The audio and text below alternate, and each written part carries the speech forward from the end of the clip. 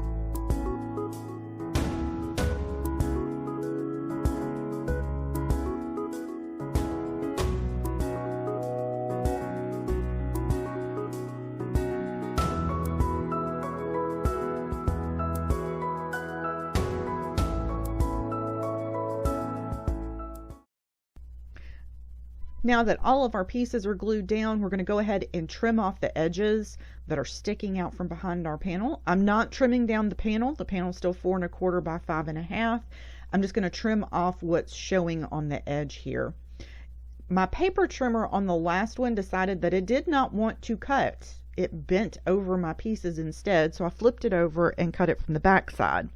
That did leave a few stragglers, and I ended up taking my scissors and just trimming those back with my scissors. Go ahead and die cut our sentiment, and I'm going to use black cardstock. I'm using Maker Forte Eclipse black cardstock. It's a little bit heavier weight, which means I only have to cut it out twice, and I absolutely love it. The love sentiment that I'm using is from Concord and 9th. It is the So in Love die set. It's one of those stitching die sets, and it has the sentiment love in there. I'm also going to go ahead and add some foam tape to the back of our panel.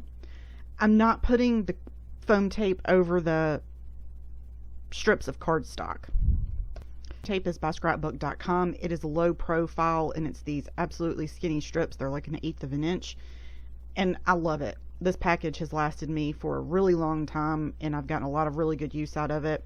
It's really good for layering dies in scene building because it doesn't add a ton of bulk, and it just gives you that little bit of height on your card where it still will easily fit in a regular A2 size envelope. Now I'm going to pop this on the front of our card base here, and I think I'm using a side folding note card. I have pre-cut a bunch of note cards, and I have some that are top folding and I have some that are side folding, and it's just whatever I happen to pick up at the time. We're going to put this dead in the center of our heart here, and I'm going to put a little piece of foam in the middle of the sentiment so that it doesn't sag into the card, and a little bit of glue on either end. And I thought it needed some shine. After I got to this point, I was like, it really needs some shine. So I pulled out my Nuvo Aqua Shimmer Glitter Gloss pen. That's a mouthful. And I added a ton of glitter. As you can see, when I squeeze my pen, a whole bunch of it comes out, and then I just spread it around. And I'm going to put Glossy Accents on top of this and make it look like a sticker. I love that. Adding Glossy Accents to the top of it just makes it look like a sticker. I have Glossy Accents that I've had in this bottle forever and ever and ever and ever and ever, and I'm trying to use it up, but it is just regular old Glossy Accents. I got it in a kit, I think, probably 10 years ago, and I found it and I was like, you know what, I need to use this up because I'm on a mission to use stuff this year. That is my 2022 goal, is to use the stuff that I have in my craft room. Of course, I am going to get new stuff here and there, but my goal is to use the stuff that I have in my craft room and replenish as needed instead of buying all the things, even though I really want to buy all the things. So we are going to finish this card up, and then we're going to hop over and do another card. We're going to be using the heart that we die cut out, and it is a stitched heart, and I will have links to all of the products listed below in the description. For the second card, I'm using colored cardstock that I pulled out of my scrap bin. I have some like mulberry color and a pale pink and then a bright pink and then that gold color. That gold cardstock has a really dark background to it, and it really stands out and makes that gold pop off, and it's really pretty, especially with these pinks. I'm cutting all of my strips about the same size, and what I'm doing is 2 of each of the colors, and then I'll do 1 of the gold, and the gold's going to be in the middle, and then I'm going to have the colors on either side of it in the same order.